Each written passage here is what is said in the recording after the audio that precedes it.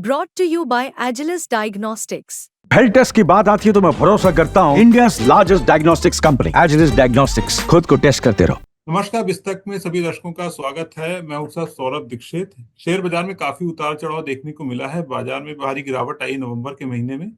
ऐसे में इसका कितना असर म्यूचुअल फंड्स पर आया है और म्यूचुअल फंड ने कितना रिटर्न दिया है, आपके पोर्टफोलियो में कितना हिस्सा इन फंड्स का होना चाहिए, और इन सब पर बात करने के लिए हमारे साथ मौजूद हैं प्राइम वेल्थ फिनसर्व के कार्यकारी निदेशक मिस्टर चक्रवर्ती सर। सर, आपका बहुत बहुत स्वागत है विस्तक पर। Thank you. सर, बहुत बहुत धन्यवाद सौरभ जी। सर, बाजार में तो काफी गिरावट आई है नवंबर में और बाजार में काफी उतार चढ़ाव देखने को मिला है, तो इसका कितना असर म्यूचुअल फंड्स पर आ रहा है? देखिए सौरभ जी, एक्चुअली नवंबर 2024 में जी शेयर बाजार में काफी उतार चढ़ाव हमने देखी है, जी जिसका असर म्यूचुअल फंड्स के परफॉर्मेंस पे भी डायरेक्ट पड़ा है। जी मार्केट इस वॉलेटिलिटी के बावजूद 86% इक्विटी म्यूचुअल फंड्स ने अपने बेंचमार्क्स को आउट परफॉर्म किया है। जी स्मॉल कैप फंड्स ने भी इस पीरियड में एक्सेप्शनल परफॉर्मेंस दिखाया है। लार्ज मिड और फ्लेक्सी कैप फंड्स ने भी डिसेंट परफॉर्मेंस दिखाया है। जी लेकिन कुछ कैटेगरीज जैसे वैल्यू फंड्स है कंपैरेटिवली थोड़ा पीछे रहे हैं। जी सो मार्केट की इस वॉलेटिलिटी ने एग्रेसिव हाइब्रिड फंड्स के परफॉर्मेंस को भी हाईलाइट किया है, जो अपने बैलेंस एलोकेशन की वजह से वॉलेटिलिटी को हैंडल करने में सक्सेसफुल रहे हैं। इस फंड्स का बैलेंस हाइब्रिड बैलेंस फंड्स का 65 to 80% एलोकेशन इक्विटी में और 20 to 35% डेट में होता है, जो मार्केट फ्लक्चुएशंस के लिए मार्केट फ्लक्चुएशन के इम्पैक्ट को कम करता है। इन्वेस्टर्स के लिए ये समझना जरूरी है कि मार्केट के वॉलेटिलिटी के दौरान डाइवर्सिफिकेशन और लॉन्ग टर्म फोकस काफी मददगार होते हैं। अगर आप देखें नवंबर 2024 के डेटा से ये पता चलता है कि जो पोर्टफोलियोज वेल डाइवर्सिफाइड होते हैं उनका रिस्क कम होता है और रिटर्न्स ज़्यादा स्टेबल रहते हैं। लेकिन नए इन्वेस्टमेंट्स करने से पहले अपने फाइनेंशियल गोल्स और रिस्क टेकिंग कैपेसिटी को एसेस करना बहुत ज़रूरी होता है। अगर किसी इन्वेस्टर को लगता है कि उनका पोर्टफोलियो मार्केट के हिसाब से अलाइन नहीं है, तो उन्हें प्रोफेशनल एडवाइस लेनी चाहिए और अपने इन्वेस्टमेंट्स को रेगुलरली जो है रिव्यू करना चाहिए।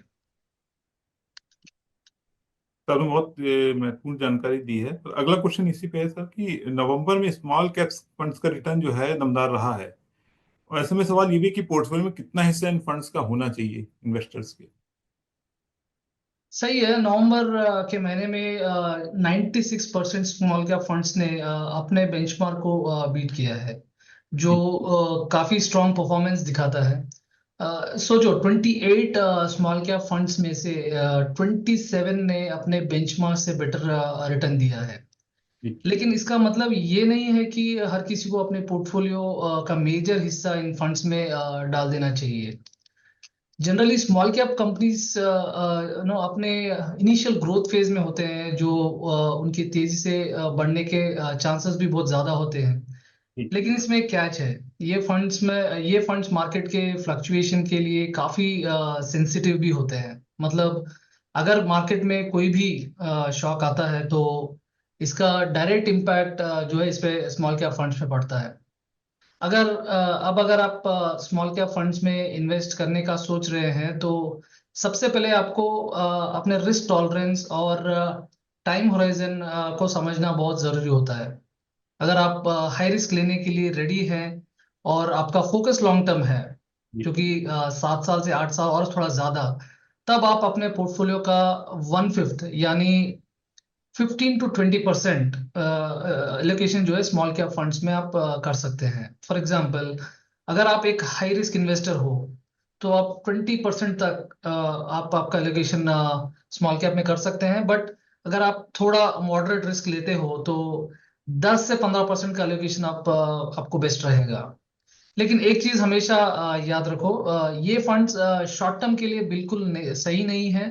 अगर आपको जल्दी पैसा निकालने का जरूरत है फ्यूचर में, तो आपको ये फंड्स आपको अवॉइड करना है। स्मॉल कैप फंड्स में पेशेंस और एक्टिव मॉनिटरिंग बहुत जरूरी होता है। इन इन्वेस्टमेंट करने से पहले आप अपने फाइनेंशियल गोल्स को क्लियरली डिफाइन कर लेना चाहिए। आपको ये इंश्योर करना है कि आपके लॉन्ग टर्म ऑब्जेक्टिव्स के लिए ये आपको सूट करते हैं।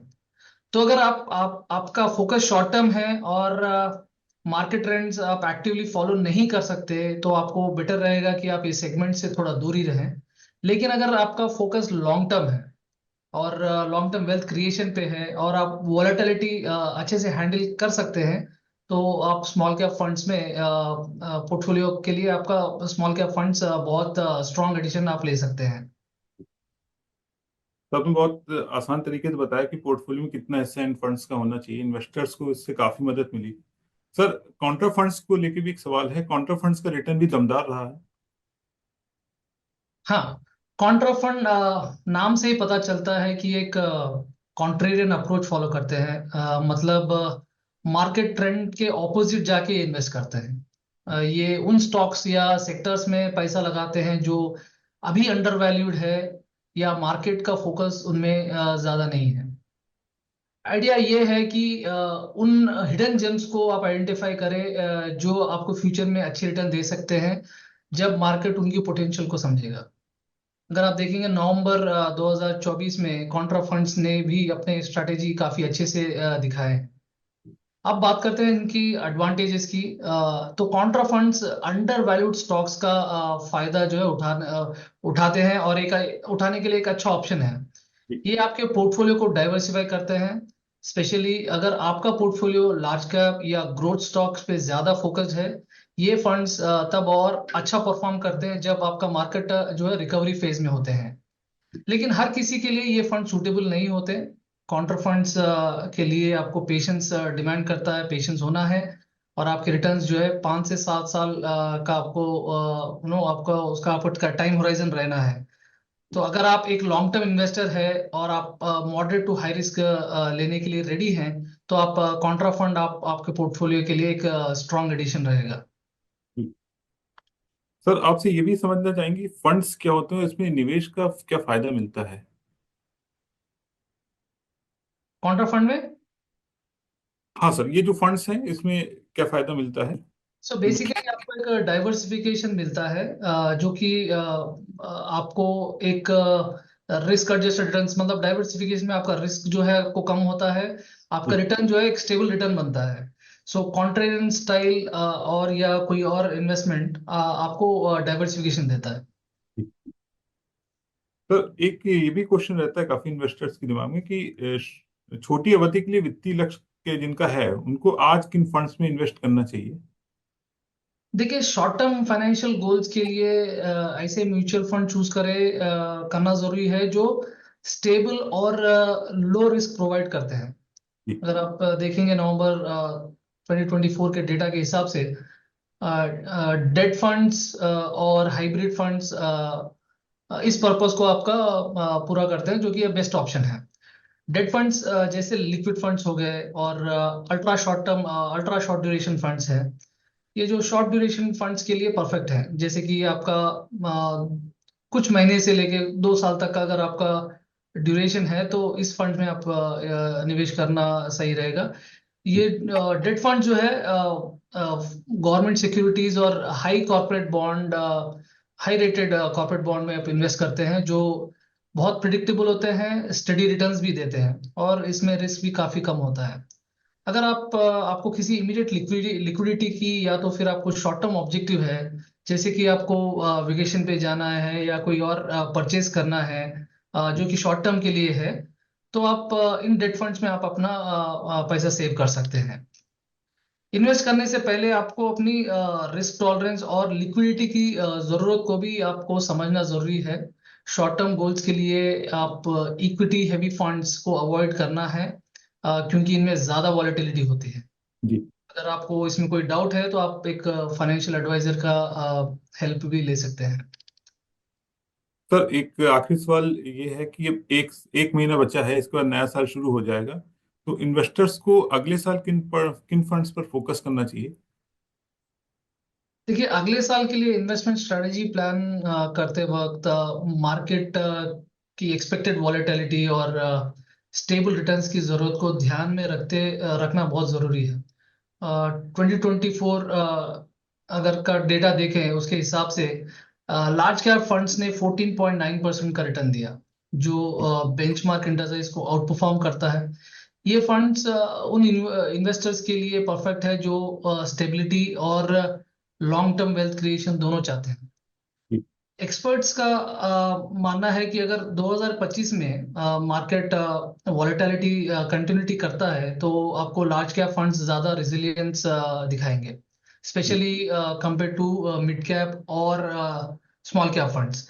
ये फंड्स आपके पोर्टफोलियो का कोर कंपोनेंट बन सकता है, क्योंकि इसमें डाउन साइड जो रिस्क है वो मिनिमाइज करता है और लॉन्ग टर्म में ये आपको कंसिस्टेंट ग्रोथ देता है। अगर आप एक कंजर्वेटिव इन्वेस्टर है या मॉडरेट रिस्क ले सकते हैं तो अपने इक्विटी पोर्टफोलियो का 50 to 70% लार्ज कैप फंड्स में आप एलोकेट कर सकते हैं। अगर आप एग्रेसिव इन्वेस्टर है तो आप 30 to 50% का एलोकेशन आपको लार्ज कैप में सूटेबल रहेगा। लेकिन शॉर्ट टर्म के लिए ये फंड्स आइडियल नहीं होते।